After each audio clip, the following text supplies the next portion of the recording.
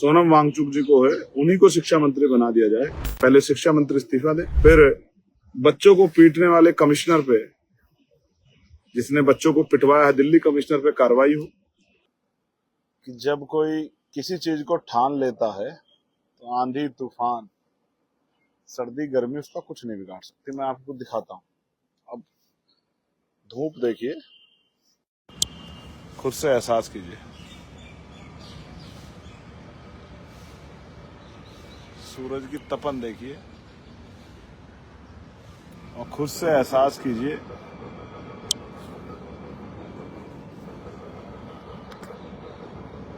तो मेरे पिता द्वारा कही गई वो बात आज सफल होती नजर आती है। मैं तीसरे दिन बहुजन समाज के सभी संतों गुरुओं महापुरुषों को नमन करता हूं। हम लोग एक ऐसी लड़ाई को लड़ रहे हैं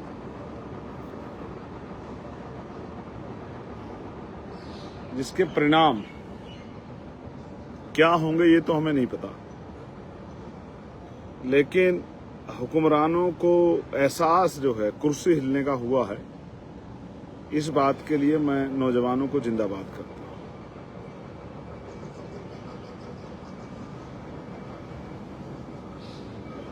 आप जान रहे हैं कि मैं यहां क्यों बैठा हूं। मुझे उम्मीद थी कि आज लोकसभा में चर्चा होगी,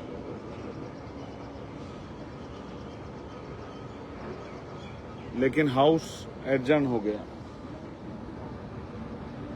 हंगामे के चलते। उससे पहले सरकार के 2 सीनियर मंत्री मुझसे मिलने के लिए आए, ये कहने के लिए कि मुझे जिद छोड़नी चाहिए और ये अपनी लड़ाई जो है लोकसभा में चर्चा के दौरान अपनी बात को मजबूती से रखना चाहिए। आपको आपके लोगों ने चुन के भेजा है डिबेट करने के लिए, पार्लियामेंट में आवाज उठाने के लिए। आप यहां गर्मी में ना बैठें, मौसम अच्छा नहीं है, बारिश भी है, आप आके पार्लियामेंट में डिबेट का हिस्सा बने। मैंने उनसे कहा कि आप ये मत सोचिए कि जब डिबेट होगी मैं नहीं आऊंगा। जब डिबेट होगी तो मैं आपको पार्लियामेंट में मिलूंगा, जब हाउस चलेगा तो मैं आपको हाउस में मिलूंगा एक सांसद के तौर पर अपनी जिम्मेदारी अदा करता हुआ। लेकिन जब हाउस नहीं चलेगा तो मैं यहां मिलूंगा बाबा साहब के स्टैचू के नीचे, उन नौजवान भाइयों बहनों का प्रतिनिधि बनके, उनका बड़ा भाई बनके, उनके लिए जिम्मेदार बनके, उनके साथ हुए अन्याय की आवाज उठाने के लिए। उन्होंने मुझसे पूछा कि हम ये जानने के लिए आए हैं कि आप जो यहाँ बैठे हैं, हम कैसे जो है आपकी मदद कर सकते हैं। तो मैंने उनसे कहा कि मदद तब होगी जब शिक्षा मंत्री इस्तीफा देंगे, उसके बाद ही कोई बात आगे बढ़ेगी। पहले शिक्षा मंत्री इस्तीफा दें, फिर बच्चों को पीटने वाले कमिश्नर पे, जिसने बच्चों को पिटवाया है, दिल्ली कमिश्नर पे कार्रवाई हो, चिन्हित करके उन अधिकारियों पे कार्रवाई हो जिन अधिकारियों ने, जो फोटो में आ रहे हैं, वीडियो में आ रहे हैं। क्योंकि सर्वोच्च न्यायपालिका ने तो कह दिया कि अभी मैंने पढ़ा कि भाई हम पे एग्जैक्ट क्या काम है आपको बता देता हूं। मुझे अभी भेजा गया है कि सर्वोच्च न्यायपालिका ने इस पे क्या कहा है। हमारा समय बर्बाद मत कीजिए, हमें वीडियो में कोई दिलचस्पी नहीं है, वीडियो देखने का हमारे पास समय नहीं है, ये हमारी सर्वोच्च न्यायपालिका ने कहा है। ये बात सही है कि वहां काम का बहुत प्रेशर है और ये प्रेशर भी कम होना चाहिए, वहां जजों की संख्या बढ़नी चाहिए, ये बात सही है, और उसमें सामाजिक न्याय भी होना चाहिए। उन सब लोगों को अवसर मिलना चाहिए जिनको अवसर नहीं मिला, जो इसको डिजर्व करते हैं। जब हर चीज के लिए एग्जाम होता है तो all India judicial service commission, जिसकी मैं लंबे समय से मांग कर रहा हूं, आज के इस फैसले को सुनकर मेरे मन में फिर वो बात आई कि वो होना चाहिए। तो मैंने उनसे कहा कि जिन बच्चों को ने सुसाइड किया उसके जिम्मेदार मंत्री जी हैं, उनको जो है उन परिवारों को कम से कम 1-1 करोड़ रुपए का मुआवजा मिलना चाहिए। जो घायल हुए हैं उनकी चिकित्सा देखभाल होनी चाहिए और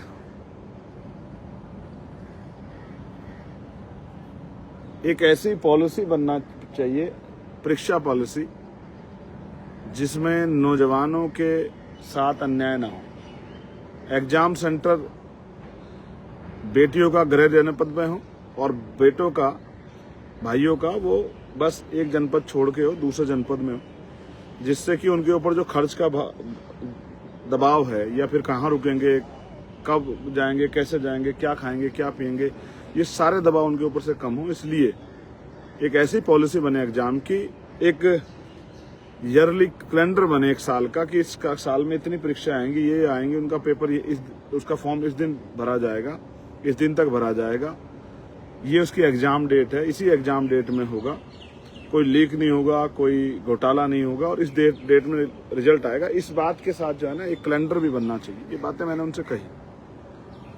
और यूपी के एक 4 मेडिकल कॉलेज का मामला जो CSR के जरिए बने थे, मैंने उनकी उस मांग को भी उनके सामने उठाया, क्योंकि दूसरे हमारे सामाजिक न्याय और अधिकारिता मंत्रालय से वीरेंद्र जी आए थे और मेघवाल जी आए थे। मैं उनका धन्यवाद देता हूं, लेकिन बात वहीं की वहीं है कि कार्रवाई क्या होगी। जब तक कार्रवाई नहीं होगी तब तक हल कैसे निकलेगा।